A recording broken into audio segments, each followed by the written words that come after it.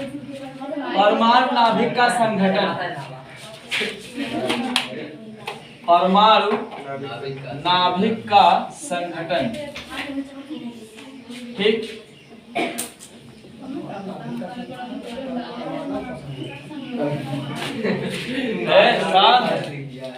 संगठन का मतलब क्या होता है?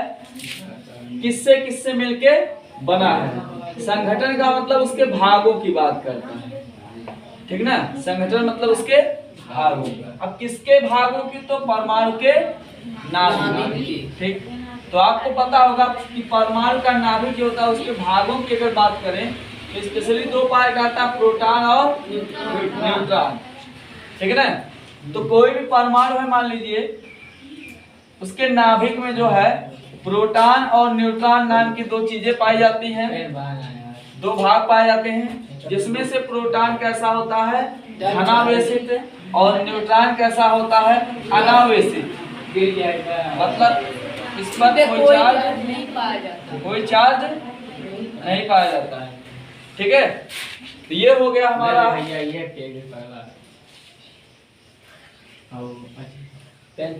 ठीक है। तो प्रोटॉन जो होता है धनावेशित होता है, न्यूट्रॉन अनावेशित, मतलब न्यूट्रॉन पर किसी प्रकार का आवेश नहीं पाया जाता, ठीक। बस सुनिए, एक चीज ध्यान दीजिएगा कि अगर मान लीजिए प्रोटॉन का जो है अपघटन किया जाए तो उसमें जो है हमको उसके नाभिक में जो है प्रोटॉन और परमाणु का अगर अपघटन किया जाए तो उसके नाभिक में जो है प्रोटॉन और न्यूट्रॉन के अलावा कुछ अन्य भाग या कण भी मिलते हैं, लेकिन इनका द्रव्यमान जो होता है वो क्या होता है? बहुत ही कम होता है, अर्थात इनको काउंट नहीं किया जा सकता। इसलिए हम कह सकते हैं ये कैसे होते हैं? तो नगण्य होते हैं, ठीक। तो इस आधार पे जो है प्रोटॉन के नाभिक के भागों का पता चला, और साथ ही जो है ये भी कहा गया कि प्रोटॉन और न्यूट्रॉन जो है अगर एक साथ जो है बोलना हो तो इनको हम क्या बोल सकते हैं? न्यूक्लियन बोल सकते हैं। क्या बोल सकते हैं? न्यूक्लियन, ठीक। तो ये जो है प्रोटॉन और न्यूट्रॉन अगर आप अलग अलग नहीं बोलना चाहते हैं तो आप न्यूक्लियन नामक शब्द का प्रयोग कर सकते हैं। और बताया गया कि प्रोटॉन की संख्या किसके बराबर होती है? इलेक्ट्रॉन की संख्या के बराबर होती है। अगर कहीं पर भी प्लस और माइनस आपस में बराबर होते हैं तो वहां पर जो लक्षण पाया जाएगा वो उदासीनता का पाया जाता है। तो हम कह सकते हैं कि परमाणु के स्वभाव से कैसा होता है? उदासीन होता है। बात सुनिए, इतना बना लीजिए आप लोग।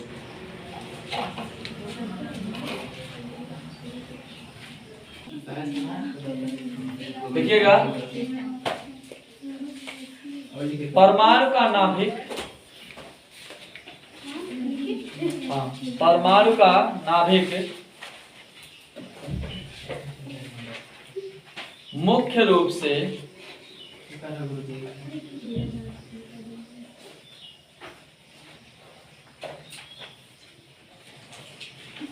प्रोटॉनों तथा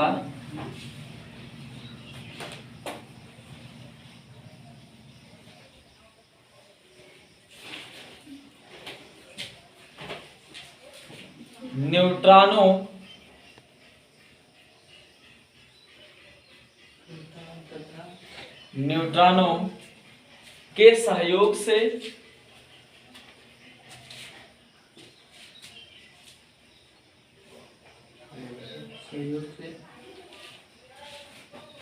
बना होता है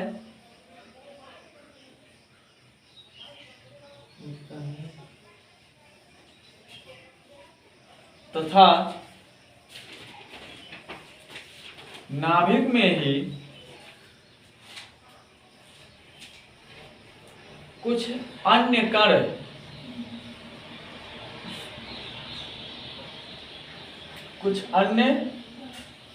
कण भी विद्यमान रहते हैं,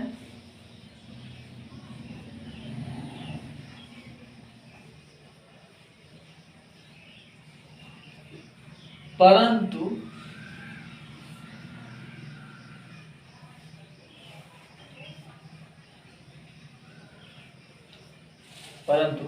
इनका द्रव्यमान, इस चिन्ह का मतलब कम होता है, ध्यान दीजिएगा, नीचे का मतलब जो है क्या, कम, और अगर ऊपर बना रहे तो ज्यादा है ना। क्या लिखे आप लोग, द्रव्यमान बहुत कम होने के कारण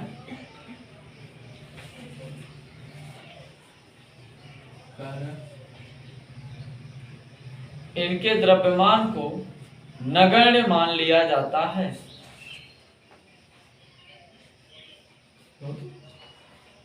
इनके द्रव्यमान को नगण्य मान लिया जाता है।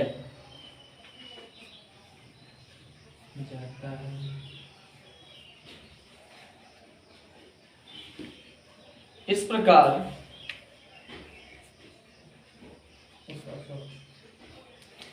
नाभिक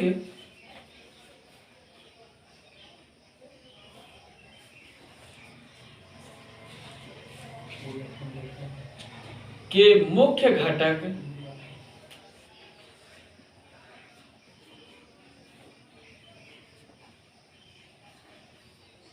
मुख्यतः प्रोटॉन तथा न्यूट्रॉन, प्रोटॉन तथा न्यूट्रॉन माने जाते हैं।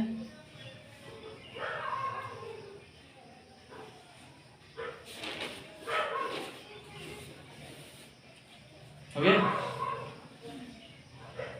प्रोटॉन तथा न्यूट्रॉन को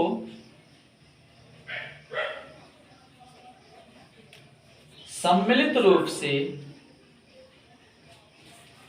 न्यूक्लियन भी कहा जाता है। न्यूक्लियन है ना, न्यूक्लियन, न्यूट्रॉन को सम्मिलित रूप से न्यूक्लियन भी कहा जाता है। तो एक चीज जानिएगा, ये वर्ड आपको जो है कहीं कहीं पे मिलेगा 1%, बहुत कम रेयर केस में, है ना। तो न्यूक्लियन का मतलब क्या होता है, प्रोटॉन और न्यूक्लियन दोनों आप अलग अलग नहीं बोलना चाहते हैं, एक ही बार में बोलना चाहते हैं, ठीक है ना। तो जैसे मान लीजिए चित्र के अनुसार लिखा तो उसको आप शॉर्टकट में क्या बोलते हैं, चित्रानुसार। तो ऐसे प्रोटॉन और न्यूट्रॉन को अगर आप अलग अलग नहीं बोलना चाहते हैं तो आप वहां पे कौन सा वर्ड यूज कर सकते हैं, न्यूक्लियर, ठीक है। आप लोग क्या लिखे लास्ट, सम्मिलित रूप से न्यूक्लियन भी कहा जाता है, न्यूक्लियन भी कहा जाता है, ठीक।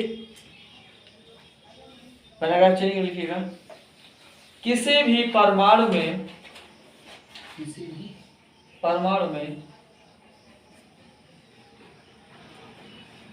प्रोटॉनों की संख्या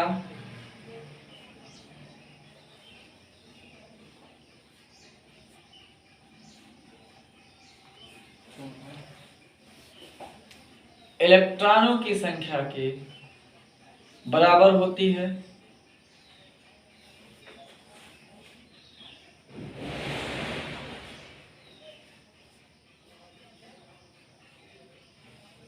अतः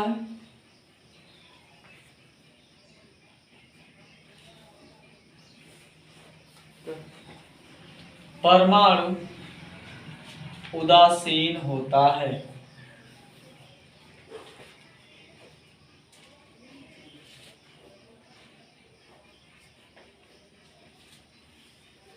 ठीक, मुझे लगता है इसमें आ गया होगा, एक बार रिपीट कर दें।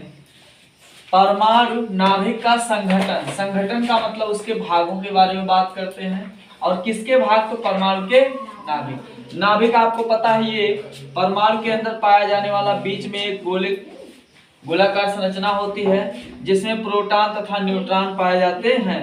प्रोटॉन जो होता है ये धनावेशित होता है, कैसा होता है, धनावेशित, और न्यूट्रॉन जो होता है ये अनावेशित होता है, आवेश रहित होता है, मतलब इस पर किसी भी प्रकार का आवेश नहीं पाया जाता है। प्रोटॉन और न्यूट्रॉन को संयुक्त रूप से हम क्या कह सकते हैं, न्यूक्लियन। और साथ ही यह भी पता चला कि जब किसी परमाणु का जो है अपघटन किया जाता है या उसका विघटन होता है तो प्रोटॉन और न्यूट्रॉन के अतिरिक्त कुछ अन्य भाग भी पाए जाते हैं या पता चलते हैं, जिनका जो है द्रव्यमान जो होता है बहुत ही कम होता है, और द्रव्यमान बहुत कम होने के कारण उन्हें कैलकुलेट नहीं किया जा सकता, उन्हें गिना नहीं जाता है या उन्हें शामिल नहीं किया जाता है। इस आधार पर जो है परमाणु नाभिक का संगठन की जो विचारधारा थी वो कंफर्म। ठीक, कोई दिक्कत? अब अगला हेडिंग डालिएगा। हाँ, एक चीज ध्यान दीजिएगा, ये अनावेशित है कि कोई भी परमाणु जो उदासीन कायन होता है तो उसमें प्रोटॉन की संख्या इलेक्ट्रॉन की संख्या की क्या होता है? इक्वल, बराबर होती है। बात सुन रही? अब अगला हेडिंग डालिएगा।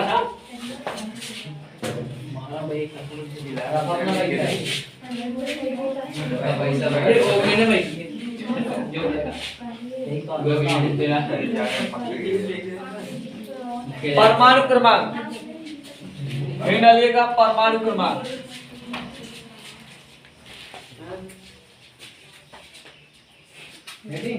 हाँ, परमाणु क्रमांक।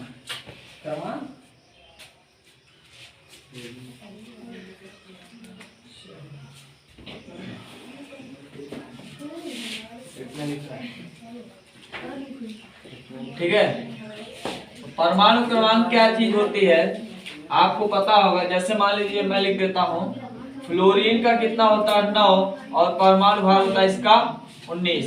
तो यहाँ पे जो नीचे, अच्छा, परमाणु क्रमांक और परमाणु भार अगर याद रखने में तकलीफ होता है, ठीक, तो जैसे मान लीजिए आपको किताबों वगैरह लिखा हुआ मिलेगा कहीं कहीं पे 9F19, है ना, ऐसे भी लिखा हुआ मिलता है। मतलब चाहे ऐसा लिखा हुआ मिले चाहे ऐसा, दोनों सही है।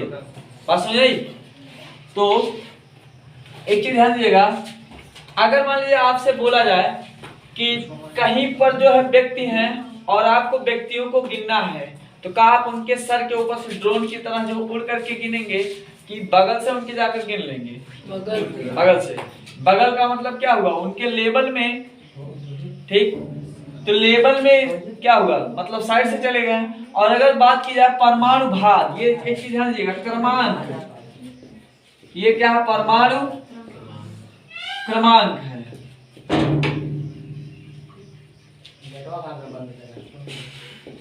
परमाणु क्रमांक है ना। और ऊपर जो होता है, जैसे मान लीजिए हम अपने सर की बात करें तो सर पे अपने क्या रखते हैं? कोई चीज, वजन या भार। तो जो तत्व के ऊपर लिखा होता है उसको हम क्या बोलते हैं? परमाणु भार, है ना। बात समझे? तो परमाणु भार हमेशा कहाँ होता है? तत्व के ऊपरी भाग में। और परमाणु क्रमांक कहाँ होता है? तो तत्व के निचले भाग। ठीक है ना। अब एक चीज ध्यान दीजिएगा कि तत्व का परमाणु भार और तत्व का परमाणु क्रमांक, तो हमको पढ़ना क्या है? परमाणु क्रमांक। तो परमाणु क्रमांक हमको पता है, नीचे वाली जो संख्या होती है उसको हम क्या बोलते हैं? तत्व का परमाणु क्रमांक। तो एक चीज ध्यान दीजिएगा, जैसे मान लेते हैं यह एक जो है परमाणु है, परमाणु का ये क्या है? एक नाभिक है। नाभिक में क्या पाए जाते हैं? प्रोटॉन और न्यूट्रॉन पाए जाते हैं, जिसमें प्रोटॉन प्लस चार्ज, न्यूट्रॉन पे कोई भी चार्ज नहीं पाया जाता है। ठीक, तो यहाँ पर जो प्रोटॉन होता है वही क्या निर्धारित करता है? किसी भी तत्व का परमाणु क्रमांक। ठीक ना। जो प्रोटॉनों की संख्या होती है वही निर्धारित करता है किसी भी तत्व का परमाणु क्रमांक कितना होगा। मतलब परमाणु क्रमांक किसके द्वारा निर्धारित किया जाता है? तो प्रोटॉनों की संख्या। इसका मतलब अगर फ्लोरीन की बात की जाए तो फ्लोरीन में प्रोटॉनों की संख्या कितनी है? 9 है। बात समझ आई? कोई दिक्कत रही नहीं इसमें? नहीं। तो परमाणु क्रमांक क्या होता है? प्रोटॉनों की संख्या होती है, और उसी आधार पर जो है तत्वों का। और एक चीज ध्यान दीजिएगा कि कई तत्वों के परमाणु क्रमांक एक नहीं हो सकते हैं। जैसे आज तक आपने देखा, मैं समस्थानिक की बात नहीं कर रहा हूँ, अलग अलग प्रकार के तत्व। समस्थानिक में क्या होता है? एक ही तत्व होता है। जैसे कार्बन हो गया, कार्बन का 6 कार्बन 12 हो गया, 6 कार्बन 13 हो गया, है ना। लेकिन ये तो एक ही तत्व है ना। अगर मान लीजिए अलग तत्व कब होगा? जब उनका संकेत एक होगा कि अलग होगा? अलग अलग होगा। तो कई अलग संकेत वाले आज तक देखा आपने कि उनका परमाणु क्रमांक जो है नीचे वाला जो संख्या आपस में मैच कर रहा हो। जैसे मान लीजिए मैं बात करता हूँ नाइट्रोजन की, 7 नाइट्रोजन 14, 8 ऑक्सीजन 16। तो यहाँ पे जो है इनका परमाणु क्रमांक कहीं भी आपस में मैच कर रहा है? नहीं कर रहा है। तो हम कह सकते हैं कि अलग अलग तत्वों के जो परमाणु क्रमांक होते हैं वो क्या होते हैं? अलग अलग होते हैं। इससे यह सिद्ध होता है कि सभी तत्वों में प्रोटॉनों की संख्या एक नहीं होती है, अलग अलग होती है। बात समझे? इतना बना लीजिए इसमें। हाँ कैमरे लगे बैठे भैया देखिएगा, परमाणु क्रमांक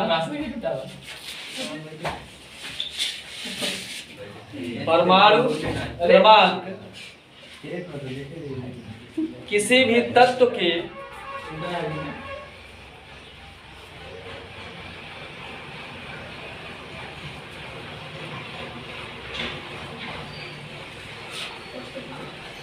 नाभिक में पाए जाने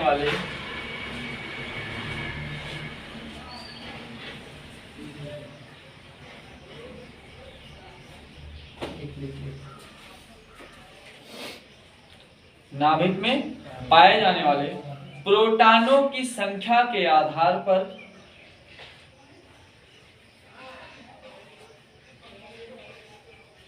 है ना, ये परमाणु क्रमांक जो है ये किसके आधार पर है? तो प्रोटॉनों की संख्या है ना, प्रोटॉनों की संख्या के आधार पर निर्धारित होता है।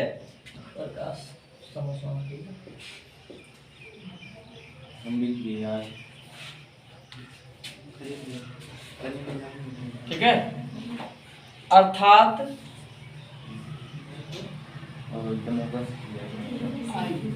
जिस तत्व के परमाणु में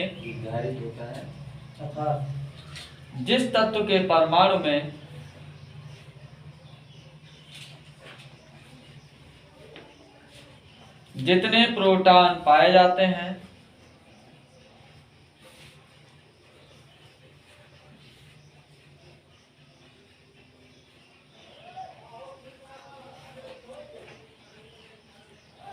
उस तत्व का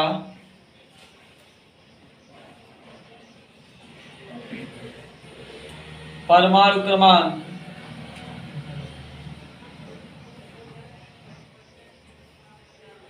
उतना ही होता है।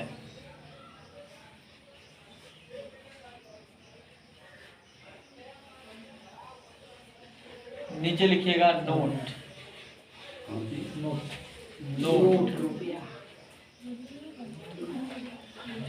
अलग अलग तत्वों के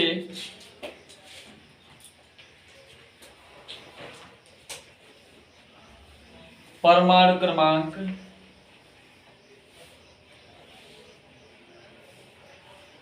अलग अलग होते हैं।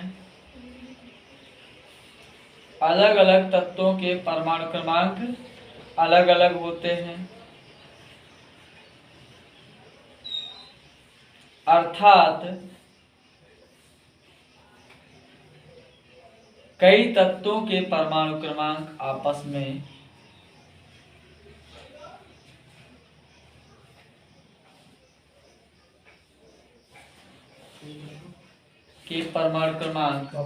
में असमान इसलिए होते हैं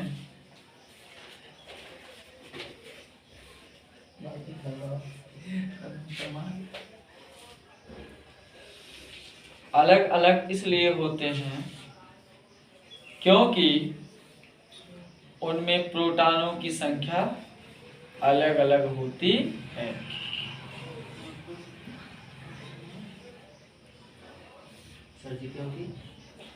उनमें प्रोटॉनों की संख्या अलग अलग होती है। ठीक है ना। तो यहाँ पे जैसे मान लीजिए 7 नाइट्रोजन 14 लिखे हैं, 8 ऑक्सीजन 16 लिखे हैं। इसमें बताता है कि नाइट्रोजन में प्रोटॉन की संख्या कितनी है? 7 है। और ऑक्सीजन में कितना है? 8 है। अगर वहीं कार्बन की बात की जाए तो 6 कार्बन 12 है। ठीक, 6 कार्बन 12 में प्रोटॉनों की संख्या कितनी है? 6 है। ठीक। और 4 बेरिलियम 9 होता है, इसमें जो है ये 8 कुछ मान होता है, इसका मतलब इसको 9 मान लिया जाता है ना। और सुनिए तो ठीक, तो इसमें प्रोटॉनों की संख्या कितनी है? 4 है। तो प्रोटॉनों की संख्या क्या निर्धारित करती है? किसी भी तत्व का परमाणु क्रमांक। ठीक है ना? कोई दिक्कत? आज यहीं छोड़ दीजिए।